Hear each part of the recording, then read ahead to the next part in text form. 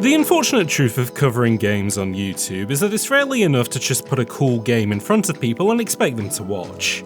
Okay, that's not entirely true. I've done it a couple of times and those videos do pretty well, but you often need a strong hook to get viewers interested in something they might otherwise ignore, and that can limit what ends up on the channel. Plenty of great games speak for themselves, but many more need a solid argument to grab an audience, and if they don't have that angle, those games never get their moment under the spotlight.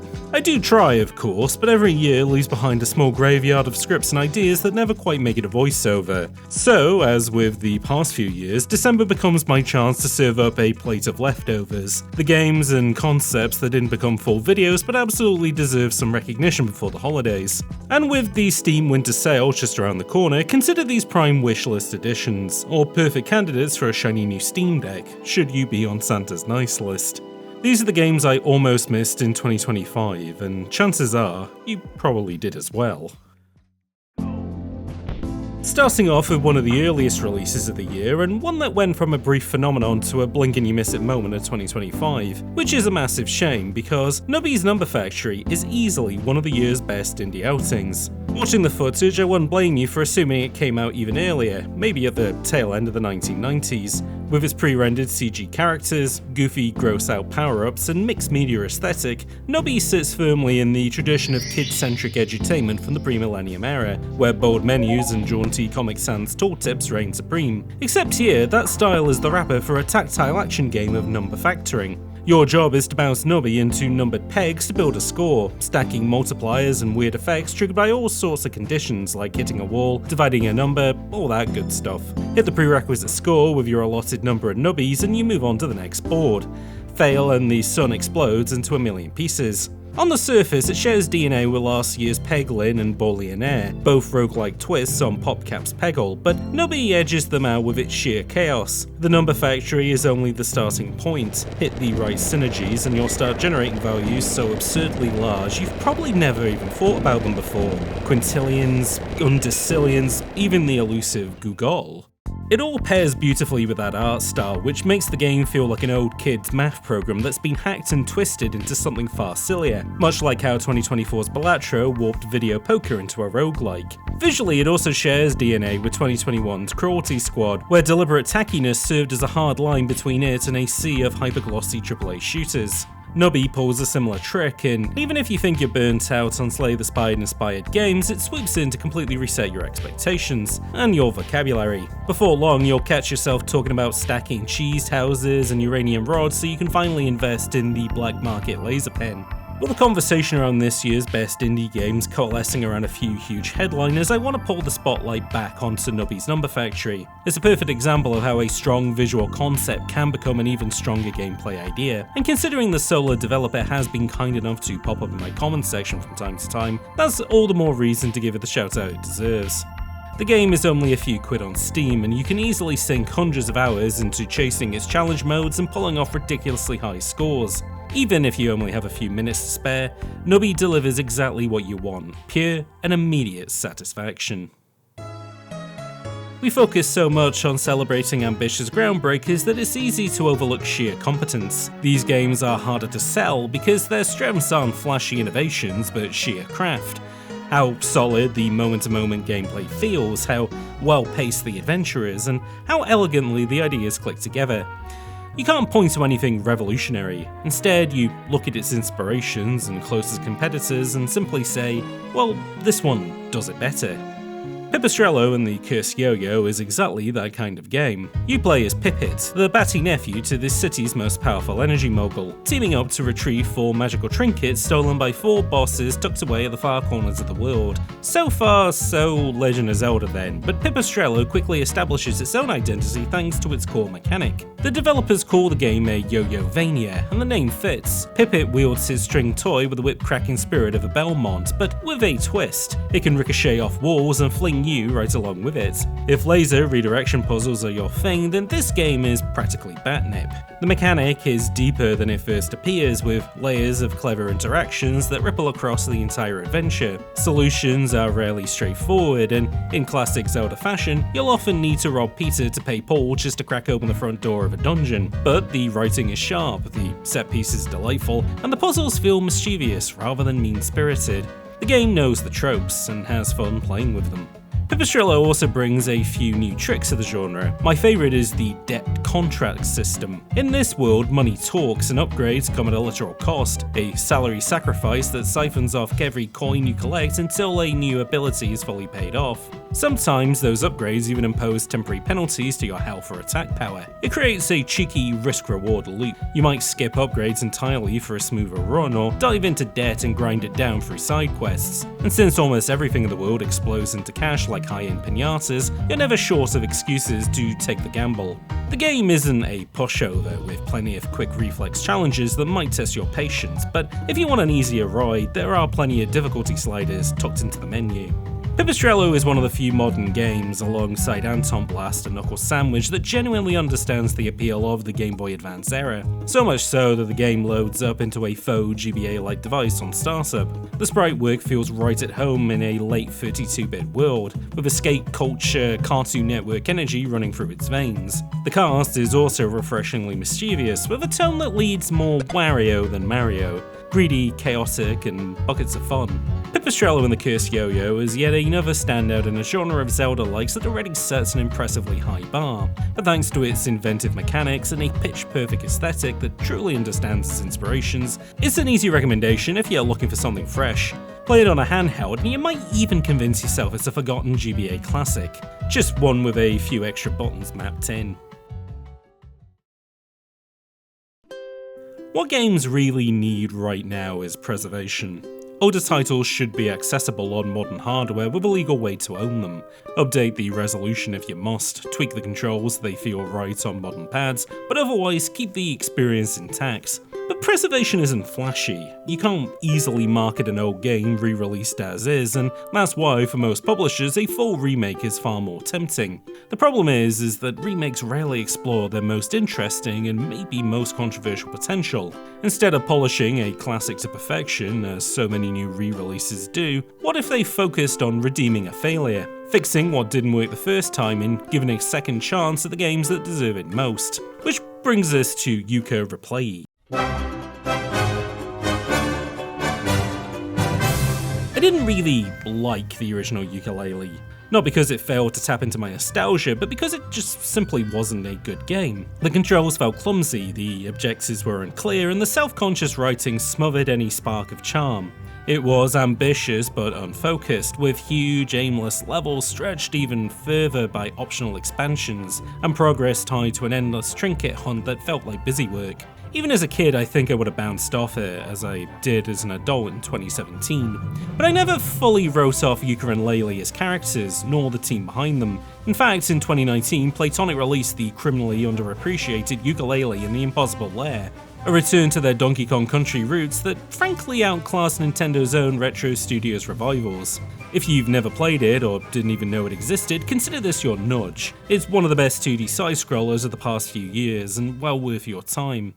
Almost a decade later then, and in a landscape where indie 3D platformers have developed their own distinct identities, Yooka-Replaylee feels like a dramatically more polished and confident piece of work, building on the assurance Playtonic found with Impossible Lair.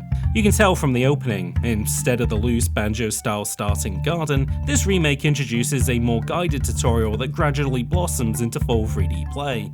It's a small shift, but an important one. Replaylee is approachable and much easier to like even if you've never touched a collectathon before. Story-wise, not much has changed. Yooka the Chameleon and Laylee the Bat set off to rescue the scattered pages of a magical book from Capital B.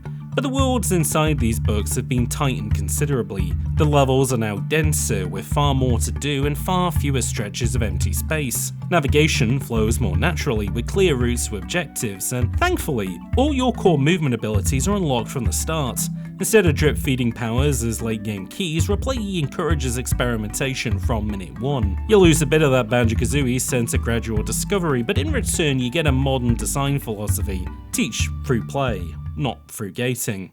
The pacing benefits enormously. Runs through levels feel faster and more purposeful. You're not grinding for pages, you're ticking them off in minutes. And while that might sound like a backhanded compliment, it isn't. It makes Replaylee feel smoother, more focused, and simply more fun. No tedious backtracking, and no wandering around hoping a mission giver may say something new. Much of what did work in the original remains. Yooka-Replaylee are still likeable and the world still has personality, but now it feels more cohesive. The storybook theme is expressed more clearly, the collectibles have more meaning, and the added cutscenes make the plot feel less like window dressing and more like an actual through line. Mercifully, the old rare style in-jokes and those infamous quiz sections are now gone.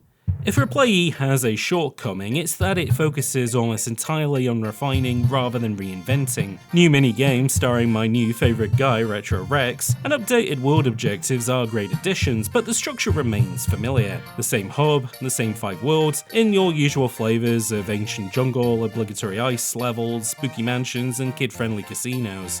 By taking a second swing at the same ideas, the dated tropes stand out more clearly. Still, I respect Playtonic for choosing to fix what they had rather than risking another stumble. Replaylee is a course correction, not a reboot. But now they've proven they can nail the fundamentals, I hope their next project is bolder, closer to their classic Banjo philosophy of many smaller worlds packed with unique ideas. For a bit of technical transparency, the footage here was captured entirely from Steam Deck, where it runs at an almost stable 30 FPS. I imagine it feels even smoother at 60, but honestly it looks and plays pretty great on Valve's portable powerhouse. In a culture obsessed with remakes, it's refreshing to see a studio remake themselves, learn from past mistakes, adapt, and return stronger. After Replaylee, I hope that Playtonic gets the chance to not just be preserved, but also surprise us all over again with whatever they do next. Speaking of old games that deserve preservation, it's worth remembering that some of the most at-risk titles aren't from the cartridge era or the early days of CD-ROMs, but from platforms whose hardware and operating systems continually evolve out from under them, and few ecosystems have shifted as radically as iOS. The technical leap from 32 to 64-bit apps was massively consequential, but the biggest shift was cultural. In its early years, iOS felt like a playground for indie creators, games built around the texture of touchscreens and experimental control schemes. It was a space where the very interface felt new, and developers responded with ideas that couldn't have existed anywhere else. But that era didn't last. Very quickly, the platform coalesced around short-cycle, slot machine-style exploitation, microtransactions, gacha systems, and reward loops engineered to maximize retention rather than creativity. Mobile game has since become something of a slur, shorthand for exploitative design, and the App Store has turned into a case study in what happens when you let a platform grow without guardrails, a whole design language of extraction becoming the norm. The real tragedy is that this shift buried an entire style of game that most players have forgotten, if they ever saw it at all, which is why it's such a delight that one of the few studios who truly embraced the best of the early iOS design while cutting out all the cruft has taken the time to preserve their work. Simogo, creators of Sayonara Wild Hearts and Lorelei and the Laser Eyes, have taken on that challenge, gathering all of their early iOS work into a single package that can, hopefully, outlive the hardware it was built for. The Simogo Legacy Collection.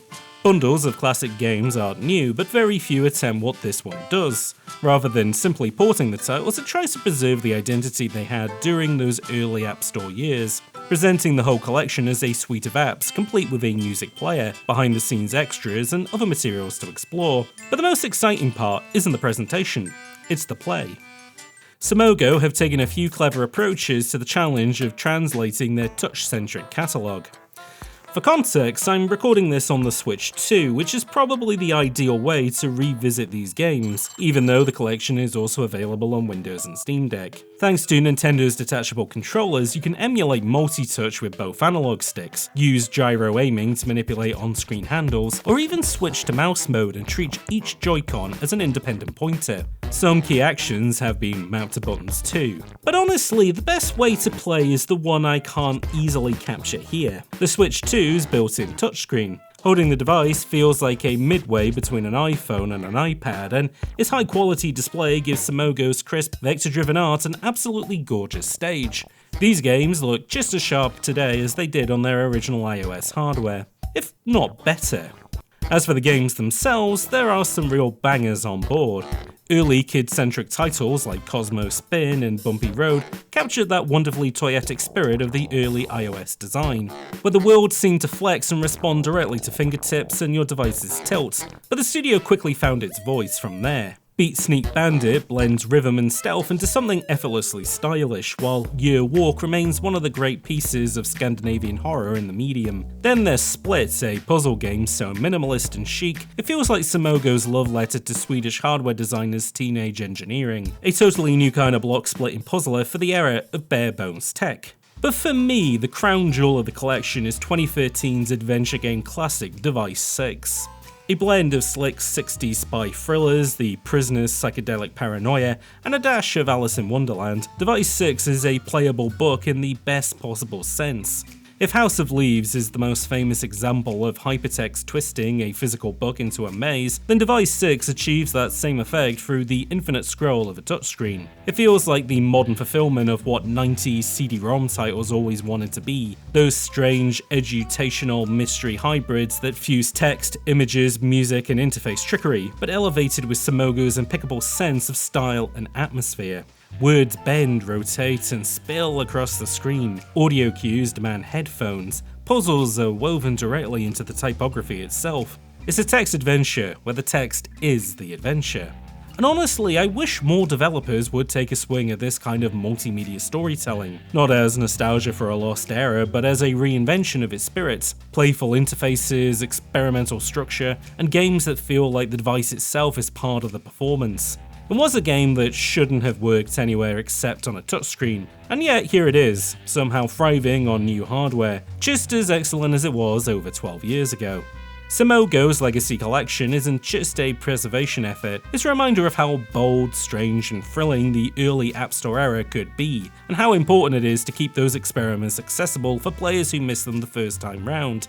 In the case of Device 6 especially, preservation matters because future developers deserve the chance to study these works, learn from them, and maybe draw inspiration for whatever comes next. After all, we all stand on the shoulders of giants, particularly the crafty Swedish ones. I'd feel bad ending the year without spotlighting two lovely demos that landed in my inbox with kind emails attached.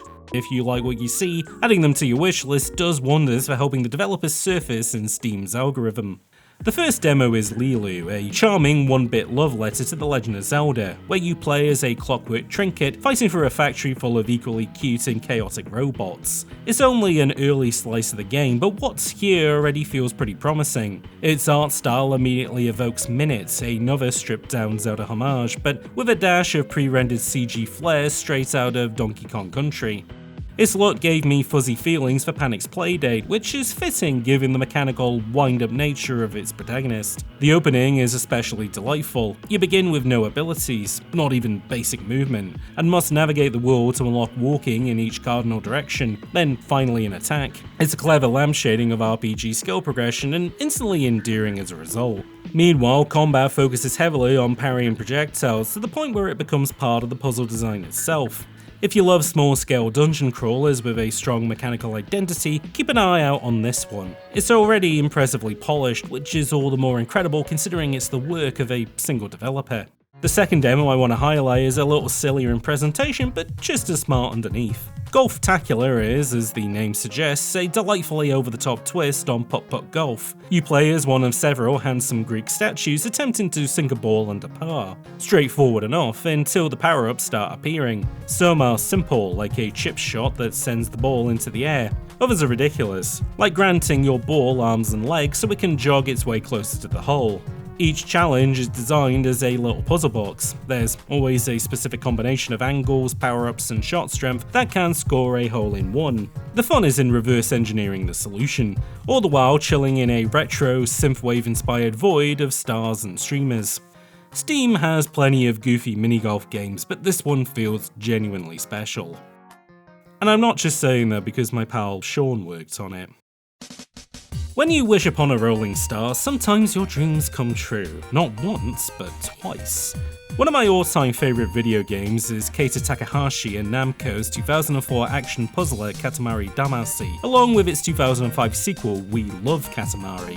The design is brilliantly human in its simplicity. 2 analog sticks to steer a growing sphere and one objective: roll up everything as quickly as possible. The bigger your Katamari gets, the more the world becomes fair game. Toys become furniture, furniture becomes buildings, buildings become continents, and eventually, well, you, your neighbours, and the rest of the planet, all destined to become stars at the whims of the king of all cosmos. Every so often, you'll even get oddly specific: only swans, only crabs, only bears, to rebuild a constellation. You can read Damacy as a playful critique of consumerism flattening everything into collectible objects, and its bright toy box aesthetic certainly gestures towards that. But it also carries a kind of cosmic poetry, connection, accumulation, and the sentimental clutter that makes life feel lived in. Its sequel expanded the idea beautifully, tying every level to a fan request: roll up money to support the red pandas, roll up food to fatten the sumo wrestler, roll up fireflies so a student can cram for an exam.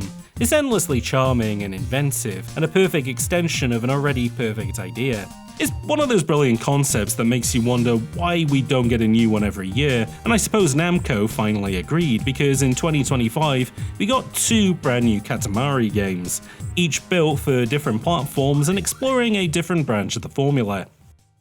Let's start with the one you've probably never heard of. Rolling Live released quietly in April as an Apple Arcade exclusive, playable only within Apple's ecosystem of iPhones, iPads, Macs, and Apple TVs. Its main gimmick is more visual than mechanical. The king of all cosmos has become a live streamer. In a neat extension of We Love Katamari's fan-focused premise, you now roll to entertain a demanding audience. Sometimes that manifests as mid-level side objectives, but more often it informs why you're rolling in a particular location or in a particular way. It doesn't reinvent the series, but after nearly a decade without a new Katamari and 20 years since We Love Katamari, a back-to-basics approach feels quite right.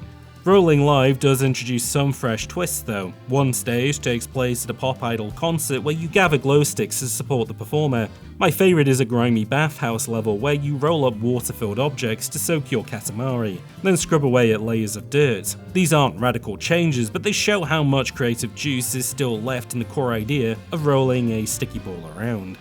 Released at the end of October, Once Upon a Katamari is the more accessible of the two, available on every major console, Windows and Steam without a subscription. If Rolling Live leaned into the livestream culture of the devices it launched on, Once Upon focuses instead on expanding the aesthetic roots of the original. Katamari's trademark low-poly look began as a training exercise for new artists at Namco, but ended up defining the series' diorama-like retro 60s world.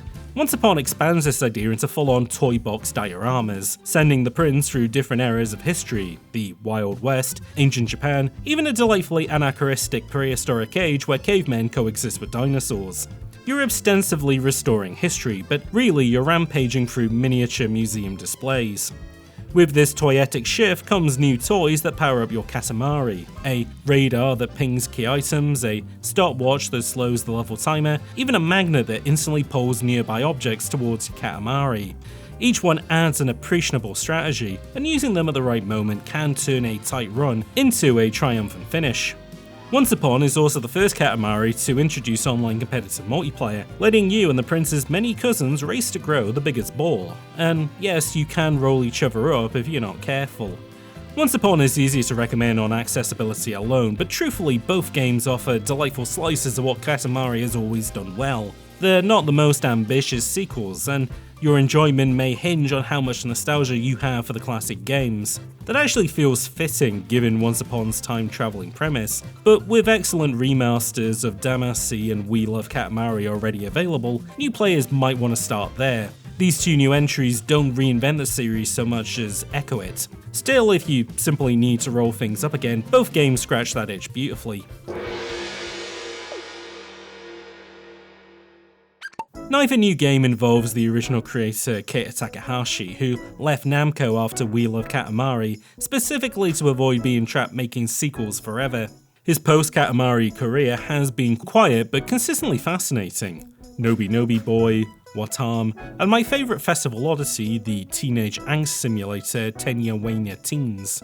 His latest release, To a T, feels equally personal, another exploration of awkward adolescence told through his pop art deadpan style. As the title suggests, you play as a teenager stuck in a permanent T-pose, creating strange new problems for everyday life. It's a cozy but light adventure, slight on mechanics but more than makes up for it in personality.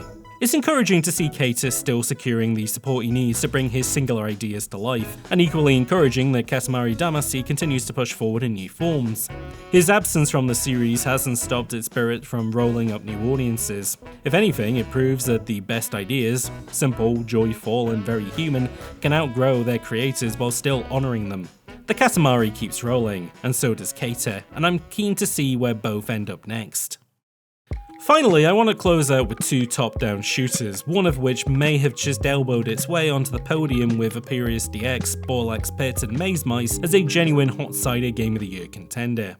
Let's start with Sektori, essentially the second coming of Geometry Wars. It's developed by Kimmo Latinen, a former Housemarque dev who worked on Dead Nation and Outland. Basically the exact pedigree you'd want for a neon-soaked twin-stick shooter, and I'm happy to say that pedigree absolutely shows. This is an arcade shooter built entirely out of moment-to-moment gameplay and audiovisual spectacle. Its look is pretty wild, an aesthetic mashup of religious serif typography and late PS1 Squaresoft UI design, refracted through pulsing techno. It's euphoric, electric, and occasionally so dazzling that you genuinely lose track of what's happening on screen. Mechanically, Sektori introduces some clever twists on the Geometry Wars formula. The headline feature is its shifting arenas. During the campaign, the playfield constantly expands, contracts, stretches, or closes in, creating new choke points and escape routes every few seconds. It keeps every encounter tense and unpredictable. Then there's the strike attack, its replacement for the usual screen-clearing bomb. Instead of nuking enemies, you hurl your ship straight through them like a living projectile, leaving a mess of XP orbs and a new wave of threats behind. It's pure risk-reward and incredibly satisfying when pulled off well. Upgrades also come with their own neat wrinkle. A column on the left of the screen lists every ability you'll cycle through as you level, and you lock in whichever one you want by pressing a button at the right moment. It's clever, forcing you to juggle build crafting mid-chaos, but I'll admit my brain struggled to keep up while the screen was trying to kill me. As with Geometry Wars, Sektori also comes packed with extra modes beyond the campaign. My favourite is Gates, a returning challenge where your guns are disabled and the only way to destroy enemies is by threading through explosive gates. It becomes a brilliant exercise in herding enemies like neon sheep towards your self-made minefields, a totally different mindset from traditional twin-stick play. Sektori overwhelmed me at times, but honestly that's part of why I think it's such an exciting release. It's probably the best game of the year that I'm terrible at. With so many of its coolest ideas locked behind a brutally tough campaign, it's a game you settle in with for the long haul, tripping into the bonus modes when you want something quick and explosive. As expected, it runs flawlessly on Steam Deck and looks unreal on an OLED, especially in the dark where the whole thing becomes a chaotic light show. Sektori is top-tier twin-stick shooting, simple to pick up, endlessly deep if you want to chase scores, and spectacular even if all you want is to blast your way through an arena that never stops throwing enemies at you. My dark horse pick, however, is miles away from the nightclubs and neon raves of Sektori. Instead, it burrows into the dirt of psychedelic rock and fuzzy sprite work. Morsels is exactly the right name for the kind of game it is. Not a full course meal, but bite-sized bursts of action you dip in and out of. It's a temporal game where even your player characters aren't meant to stick around, just crumbs in a much larger cosmic mess. This is roguelikes at their most roguish, where you can't even count on your own movement or attacks behaving the same from run to run. In spirit, Morsels feels like the strange love child of Nuclear Throne and the cult Mega Drive game Toe Jam and Earl. From the former is your expected top-down top-down twin-stick action, powered by randomized weapons, layouts, and hazards. But here your upgrades aren't abilities you bolt onto your character. In fact, your main avatar is just a defenseless mouse. The real aggression comes from the titular morsels you collect as cards, like a dandelion that spits projectiles, a boxing cloud, a pebble that sprints so fast it weaponizes its own body. It's a little like the original ambition behind Rare's cameo Elements of Power. Abilities tied directly to characters you swap between, except here it's less structured puzzle solving and more which flavour of chaos are you vibing with today. And that's where the Toe Jam and Eel influence shines. Levels aren't simple combat arenas but small ecosystems, weird urban biomes full of both docile and hostile NPCs, recurring items and emergent interactions. The more you play, the more the world opens up, ducking into mouse holes to find minigames and shops, discovering that certain overworld props trigger unexpected effects, or chasing odd mysteries like saving troll dolls or hauling a cat bus ticket between floors hoping for some wild payoff. It's that sense of discovery, never knowing what's on the next floor, that makes Morsels so compelling. It's far more interesting than the usual roguelike obsession with min-maxing stats or building synergies. This is a game where getting lost is part of the design. Holding it together is a fuzzy CRT-soaked aesthetic that looks like someone fed a pixel art adventure through a stack of guitar pedals until it became its own distorted masterpiece. It oozes the same toxic goo-punk vibes as 90s Teenage Mutant Ninja Turtles toys, or the underrated but hard to recommend High on Life. A bit grimy, gross, but impossible to look away from. It would be the worst candidate imaginable for smell-o-vision, yet it's an absolute feast for the eyes and ears. Speaking of, Sam Webster's soundtrack is my favourite of the year, so good that I've been using it as work music when I'm not playing. What fascinates me most is that this came from Annapurna Interactive. Spiritually, it feels like the most Devolver Digital game to ever not come out of Devolver Digital, and that actually helps it stand out in Annapurna's usually tasteful and curated lineup. It's chaotic at first glance, so much so that its Mac demo left me cold earlier in the year, but on Steam Deck it absolutely clicked, and has since become one of my favourite games of 2025. It's one of the few that massively weaponizes that feeling of stumbling through a world you barely understand.